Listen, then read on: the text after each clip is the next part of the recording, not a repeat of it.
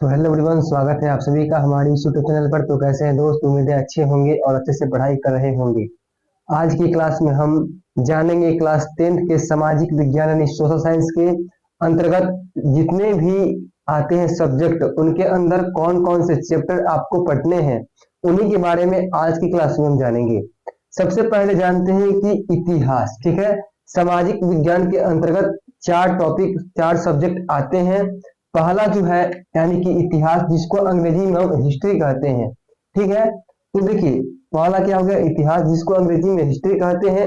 दूसरा है भूगोल, जिसको अंग्रेजी में हम जियोग्राफी कहते हैं, ठीक है बाबू। और तीसरा है अर्थशास्त्र या अर्थशास्त्र विज्ञान भी कहा जाता है, जिसको अंग्रेजी में हम इकोनॉमिक्स के नाम से जानते हैं। और चौथा जो है राजनीतिक शास्त्र या राजनीतिक विज्ञान भी कहा जाता है, जिसको अंग्रेजी में पॉलिटिकल साइंस कहा जाता है, ठीक है। सबसे पहले हम जानते हैं कि आखिर इतिहास यानी हिस्ट्री के अंतर्गत आपको कौन कौन से चैप्टर पढ़ने हैं। सबसे पहला जो चैप्टर है बाबू, यूरोप में राष्ट्रवाद, ठीक है। सबसे पहले चैप्टर आपको पढ़ना है यूरोप में राष्ट्रवाद, ठीक है। दूसरा जो चैप्टर है समाजवाद एवं साम्यवाद, ठीक है। दूसरा चैप्टर क्या है? समाजवाद एवं साम्यवाद। तीसरा है हिंद चीन में राष्ट्रवादी आंदोलन, हिंद चीन में राष्ट्रवादी आंदोलन। उसके बाद देखिए चौथा है भारत में राष्ट्रवाद, ठीक है। पांचवा है बाबू अर्थव्यवस्था एवं आजीविका, ठीक है। उसके बाद छठा चैप्टर है शहरीकरण एवं शहरी जीवन। आपको शहरीकरण एवं शहरी जीवन यानी हिस्ट्री के 6 नंबर चैप्टर पढ़ना है। सातवां चैप्टर है व्यापार एवं भूमंडलीकरण। ये कौन सा चैप्टर है? सातवां चैप्टर है इतिहास का। क्या? ये है व्यापार एवं भूमंडलीकरण। उसके बाद आठवां और आखिरी चैप्टर है प्रेस संस्कृति एवं राष्ट्रवाद। यानी कुल 8 चैप्टर आपको इतिहास में पढ़ने हैं।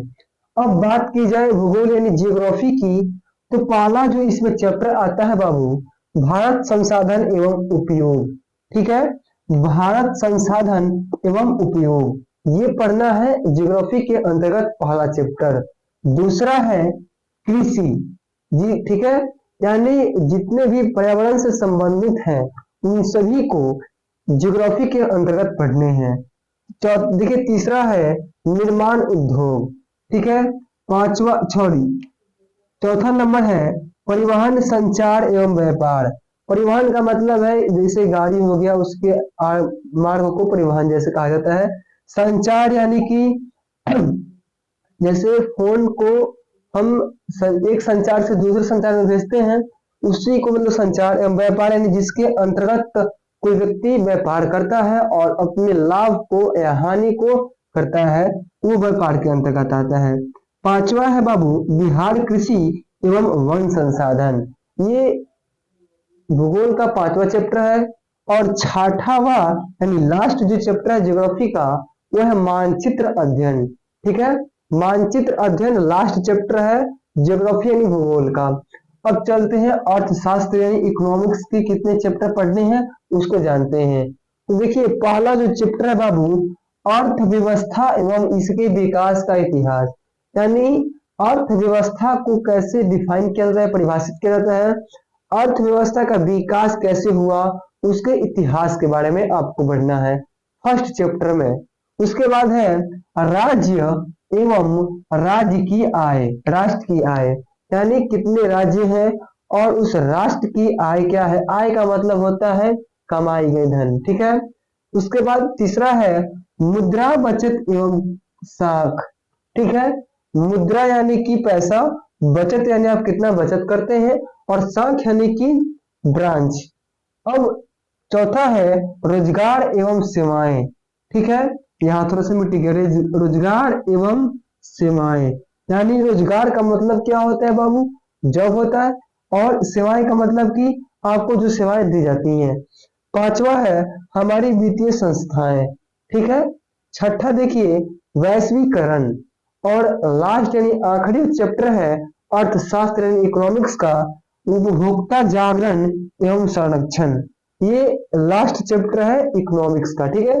अब हम बात करते हैं राजनीतिक विज्ञान या राजनीतिक शास्त्र, जिसको अंग्रेजी में हम बाबू पॉलिटिकल साइंस बोलते हैं। तो उसके अंतर्गत जो पहला चैप्टर आपको पढ़ना है, लोकतंत्र में सत्ता की साझेदारी, यानी लोकतंत्र में सत्ता की साझेदारी किस प्रकार की जाती है, ये फर्स्ट चैप्टर में पढ़ना है आपको राजनीतिक विज्ञान में। उसके बाद दूसरा चैप्टर है सत्ता में साझेदारी की कार्यप्रणाली, यानी जो सत्ता में साझेदारी की जाती है उसमें कार्य प्रणाली के बारे में आपको पढ़ना है सेकंड चैप्टर में। उसके बाद लोकतंत्र में प्रतिस्पर्धा एवं संघर्ष, यानी लोकतंत्र में प्रतिस्पर्धा कैसे होती है और किस प्रकार लोग संघर्ष करके लोकतंत्र में जाते हैं। चौथा चैप्टर है लोकतंत्र की उपलब्धियां, यानी लोकतंत्र में किस किस चीज की उपलब्धियां हैं, कौन कौन से चीज